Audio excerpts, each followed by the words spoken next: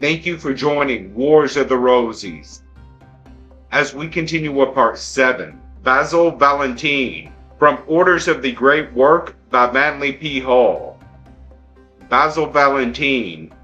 The case of Basil Valentine, monk of St. Bennet and referred to by early writers as prior of the monastic house of St. Peter's at Erfurt, is an outstanding example of the deliberate obscuring of the adept tradition. To summarize the proportions of the difficulty, there is general uncertainty as to whether Valentine flourished in the 12th, 13th, 14th, or 15th century, or, for that matter, whether a friar at that name ever flourished at all. As early as 1515, the Roman Emperor Maximilian I was so intrigued by the stories about this remarkable monk that he caused a thorough search to be made for some trace of this astonishing person among the Benedictine archives at Rome, but without success. It has been suggested that the popular report by which Valentine was prior of Erfurt in 1414 was a simple invention to conceal an unknown adept who actually lived at a considerably later date. Also, it is possible that a monk of this name, who gained some reputation for obscure learning, did exist as recorded in the vulgar account, and a circle of hermetic initiates bothered him with their productions. The practice of attributing to ancient authors the works which might cause embarrassment to living men is well established in the field of occult literature.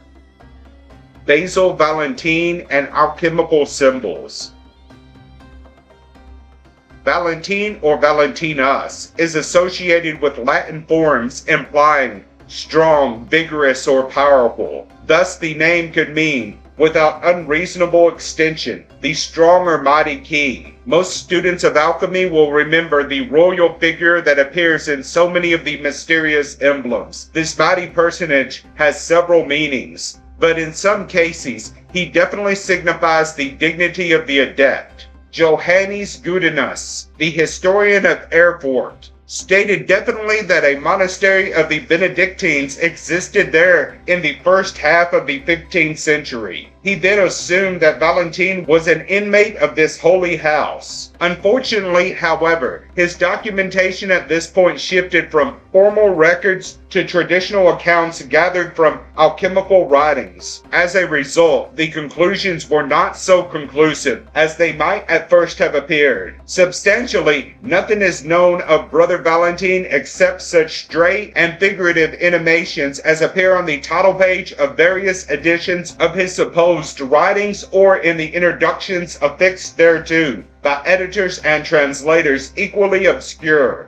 Most reports associate Basil Valentine with early experiments in the medical use of antimony. It is said that the process of introducing this element into the pharmacopoeia, our chemist experimented upon his religious brothers so strenuously that most of them became violently ill, nigh unto death. It is said in this way, if we may believe the legends, that Valentine came to name the mineral from which these medicines were derived, antimon, which means hostile to monks. The researches of Valentine in the alchemical mysteries of that element are contained in his The Triumphant Chariot of Antimony. This work, which was held in the highest esteem by disciples of the Hermetic art, seems to have been published for the first time AD 1600. Albert L. Cayet describes no edition earlier than the German published in Leipzig in 1604. He mentions another edition in 1611. Early in the production of this work, it was associated with the commentaries of Theodore. Editions containing the comments by Cocrinius or Cochrane were issued in several languages, places, and times.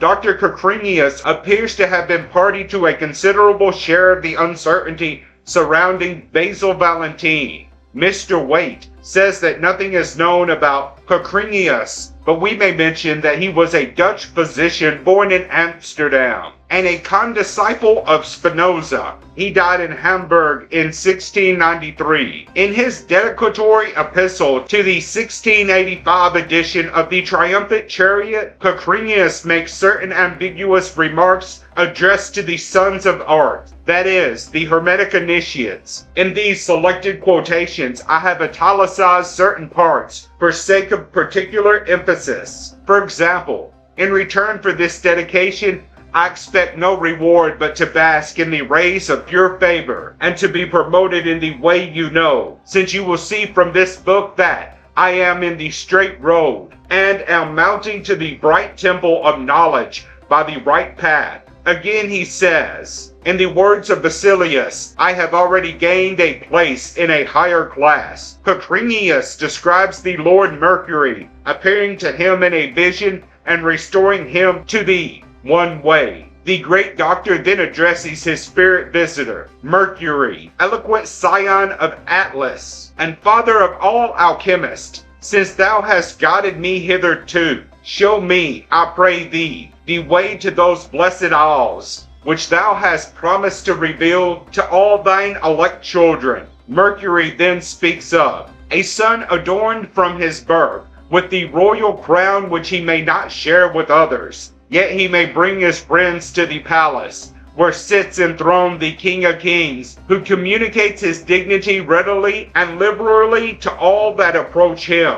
Later, Mercury gave Cocrinius a golden ring from the finger of the royal son, with the following words which can hardly be misunderstood. They know the golden branch, which must be consecrated to Proserpina before you can enter the palace of Pluto. When he sees this ring, perhaps one will open to you with a word the door of that chamber, where sits enthroned in his magnificence the desire of all nations, who is known only to the sages. Those who have studied the rituals and symbols of the ancient mysteries can scarcely fail to recognize the landmarks by which Cocrinius is revealing, in the form of an allegory, the lodge of the Adepts and the circumstances of his own acceptance into this Hermetic brotherhood. The secret books, or last testimony of Basil Valentine, of the Benedictine order, appeared first in Strasbourg in 1645. The edition published in London,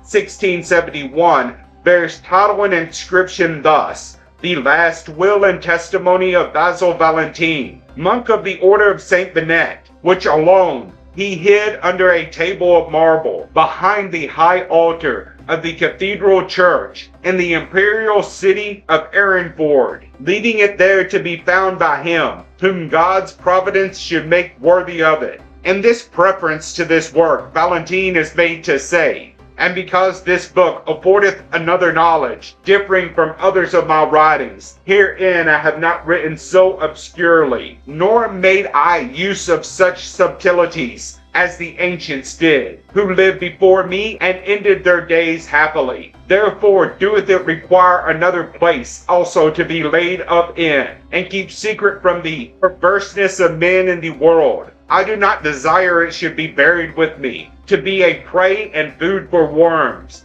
but it shall be left above ground and kept secret from wicked men. And my purpose is, that it shall be laid into a secret place where none shall come near it, but he from whom God hath ordained it. Other writings of mine shall sooner see the public light. There seems to be some uncertainty as to the exact place in which Valentine concealed his Hermetic legacy. According to one historian, the great alchemist enclosed his manuscript in one of the pillars of the Abbey church. There the priceless treasure remained for a long time, but was at last discovered by the fortunate violence of a thunderbolt. In this way, a convenient explanation is given for the late appearance of the Testament. We are reminded of the vault in which the Rosicrucian arcana rested unknown for 120 years. In each instance, and there are many, highly significant manuscripts and documents, supposedly prepared at an older time, are available only after the beginning of the 17th century. We might be inclined to take a romantic view of the situation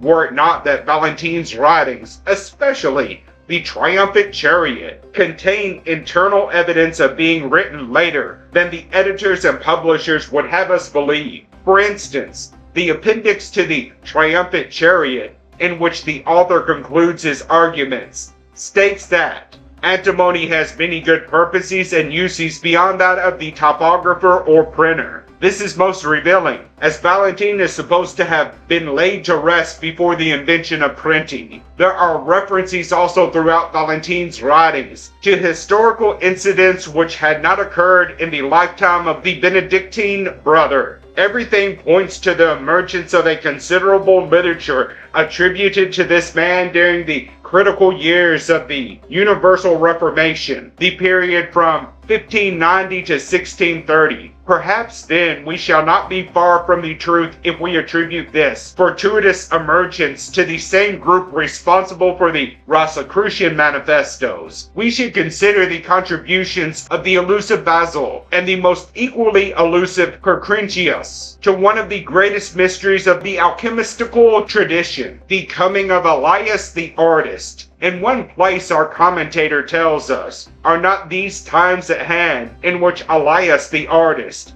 the revealer of the greater mysteries is to come, of whose coming Paracelsus so clearly prophesied in various parts of his writings. Therefore be comforted, O lover of chemistry, and prepare the way of that Elias, who brings happy times and will reveal more secrets than our ancestors, by reason of envy and the iniquity of their days durst discover. The times of Elias come, for arts also, as well as is understood of other things, have their Elias, saith Theophrastus. To summarize our position, Basil Valentine was the product of those same orders of the quest, which precipitated the whole elaborate pageantry of alchemical embolism. Elias the artist was the perfect master of the great work. In fact, the personification of the art itself by which nature is regenerated and redeemed. To the Christian Hermetist, Elias was Christ, in whom the miracle of transmutation was fully revealed to those of sufficient internal perception. Those we find in alchemy a trace of the Eastern doctrine of avatars, those men out of God, who appear at the times appointed. It is important to remember that alchemy did not take on the overtones of the world mystery until it became the vehicle of that society of unknown philosophers, which set up the invisible empire to perpetuate in the modern world the great mystery schools of antiquity. Thank you for watching, and please don't forget to share, like, subscribe, and comment. And if you can, please consider donating to Wars of the Rosies. Links to PayPal and Patreon are in the description. Thank you so very much.